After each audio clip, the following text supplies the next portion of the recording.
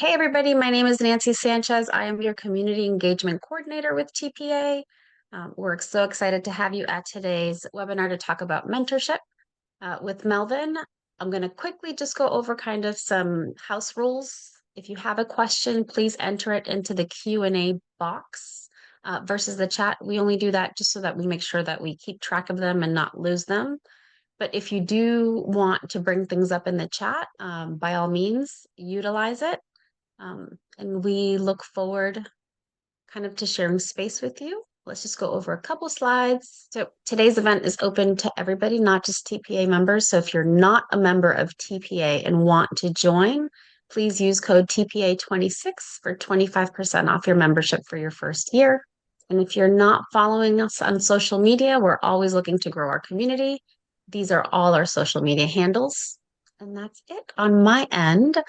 I will stop sharing and officially turn this over to your webinar specialist, Mr. Melvin. Hello, everyone, and thank you for sharing this space with me as we spend the next 25 minutes or so discussing the development of the mentorship skill set. If you're here, you're likely creating something, whether it's audio related through storytelling, sound design, or just simply calling it podcasting. Obviously, you care deeply both about the craft and the person you're becoming through it. This session is designed to equip you with the language and structure to build the confidence in approaching mentorship intentionally, whether you're seeking one through the Podcast Academy or exploring become a mentor yourself. Let's begin. So let me briefly introduce who I am and why I'm here. I'm the showrunner for the Lift Every Voice podcast, where I use storytelling to spotlight the people and programs reshaping the path to opportunity. I'm also a PhD student in instructional systems and workforce development, where I research how people learn and grow within and through systems. And over the past 15 years, I've worked across healthcare, education, and government, and tying these experiences to this idea that I'm pursuing in becoming an architect of opportunity, someone who designs systems to help people move toward their personal ideal in all areas of human endeavor. This mentorship framework is based on not only my lived experiences, but is also validated through research and through observing talented people. So, why is mentorship a skill set that must be developed and refined with time? Well, like all journeys, creative quests are rarely linear. They're emotional, expose vulnerabilities, and can often feel lonely. While passions fuel us, it alone doesn't teach us the nuances of a medium or protect our sense of identity while we're trying to learn. However, audio spaces, like many other creative spaces, are often filled with people who are eager to help. But realistically, capacity is limited. There are only 24 hours in a day, and sleep is important. So without structure, mentorship becomes accidental rather than developmental. So the question becomes, what if mentorship were approached as a shared investment that's clear, intentional, and mutually beneficial? And that's the gap that this framework is designed to address. So our approach for today is a mentee-driven and mentor-supported model, and that distinction matters. In Mentorship Foundations, it's about sharing the best practices for helping mentees engage mentors well, providing a toolkit as a guide for intentional mentorship, and sharing techniques one can immediately apply. I've heard before that you can wait all day to be chosen, but it's best to show up prepared. So let's do that today. So today, through this framework, we'll walk through 5 best practices, such as defining your purpose, communicating to create a mutually beneficial place, building bridges to assets and resources, anticipating and navigating barriers and challenges that may come along the way, and level setting and continuing on as you move forward through your mentorship and personal journey. Think of these as anchor points throughout your journey that you can return to at any time, not as incremental steps that you have to only complete once. So, first, everything starts with intention or purpose. So, before you approach your mentor, ask yourself these 3 questions. What is one skill that your mentor will support? Not 10, just one. You don't want to overwhelm yourself, and especially not your mentor. Second, you'll want to ask, how will your mentor help develop that skill? Is it simply providing feedback, facilitating practice sessions, or providing exposure to new spaces or resources? Third, how will you measure success? What will progress look like for you? So, for example, a skill that you may want to work on is strengthening your editing or production skills. Mentor support may look like advice or facilitating practice sessions using tools like Audition or other platforms. And success could simply mean applying the feedback independently within your future projects. Having this clarity helps respect both your time and theirs as well. Now, whether you like it or not, mentorship requires vulnerability, and healthy vulnerability needs some type of structure. So, to help the creation of a healthy vulnerability environment, we talk about creating a space that is safe, brave, and accountable. What safe means is psychologically safe, where feedback is on the work and not the person, establishing clear expectation and boundaries. Brave means being able to ask for honest, specific feedback on unfinished or uncomfortable work, trying new techniques without having the fear of failure. And accountability means following through by setting goals and timelines, acting on your feedback. Mentorship works best when all three of these things are present. Remember that mentorship isn't just about giving advice, it's also about providing access as well. So don't be a gatekeeper. Mentorship in itself helps you build bridges to four types of assets. It can be meeting people who expand one's relationship capital, learning processes and workflows such as best practices within the industry, gaining exposure to industry relevant texts and tools, and then finding resources through curated learning and community spaces. Remember that a mentor doesn't have to be that one point for everything. They can be that guide that can help you find the well you're looking for. It's also critical to remember that barriers aren't failure, they're just a predictable part of life. So, when predicting barriers or challenges, some common ones include skill gaps, such as the distance between where you are and where you want to be, time and capacity limits, which include competing responsibilities, access constraints, tools, platforms, or networks, and misaligned expectations by just having unclear assumptions around what's going on within the space. Naming these early helps prevent later frustration. And it's okay not to know. You don't know what you don't know.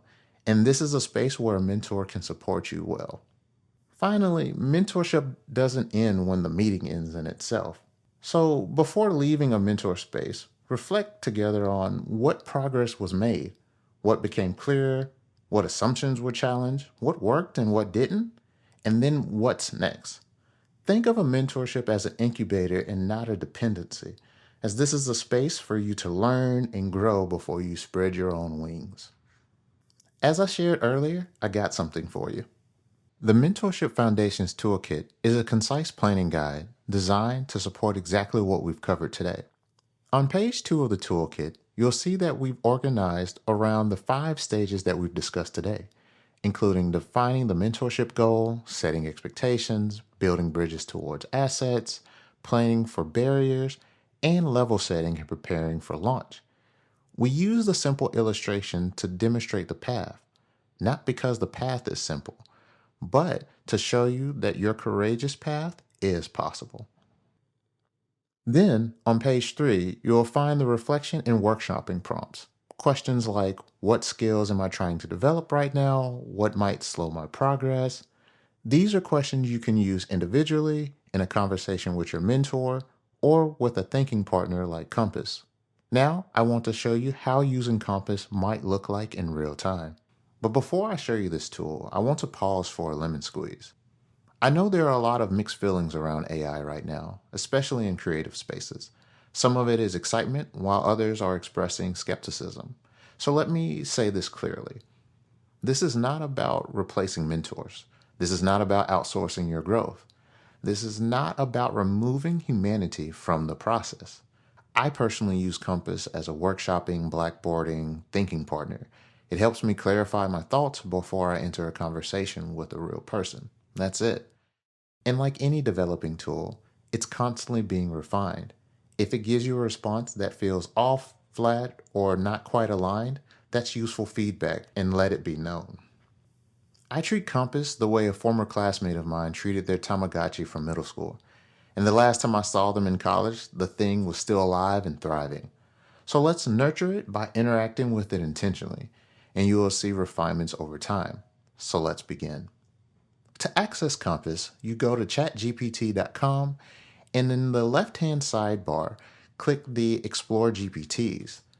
And then in the search column, you'll type in /KUMPAS and press enter, and it should be up there at the top. Once you click, you start your chat and you begin. So let's say, for example, you have a goal in mind, such as improving your narrative pacing, and you want to do that within a long form podcast interviews, but you need help articulating clear mentorship goals and defining what success looks like in 90 days. So just simply put something like that of what your goal is and what you'd like to achieve in 90 days and just see what comes out and notice what it does and reflect on those outputs. One thing that I like to do here is pausing on the reflection of one of the callouts that it says is clarifying what better pacing means to you.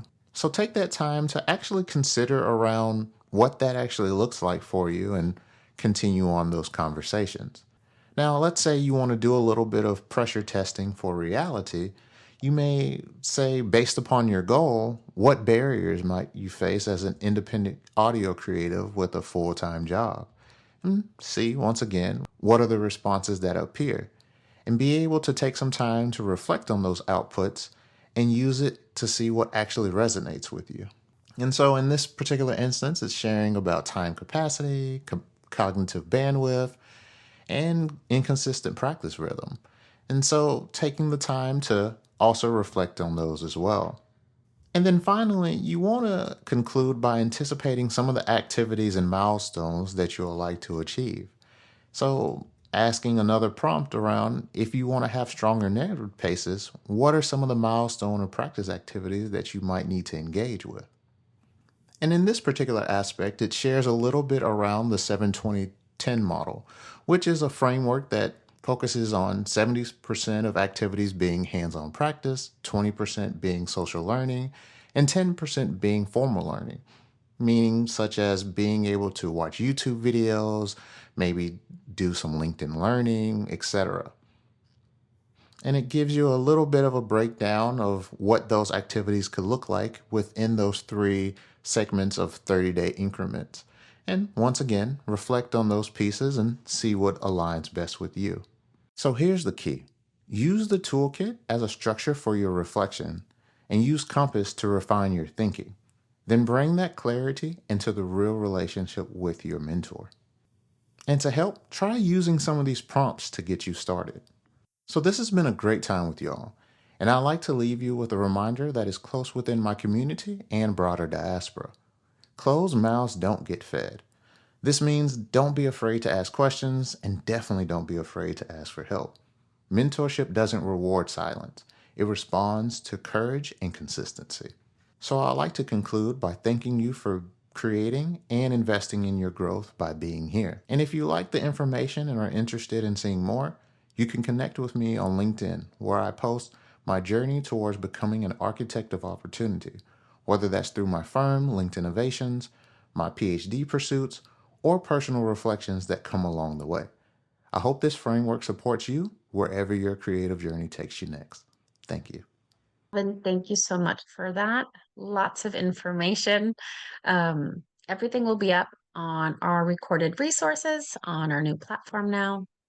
So we hope to see you all soon. And if you didn't receive the email with that document that Melvin sent over, I will send it over to you. So just reach out to Nancy at thepodcastacademy.com if you end up seeing this recording after and want that.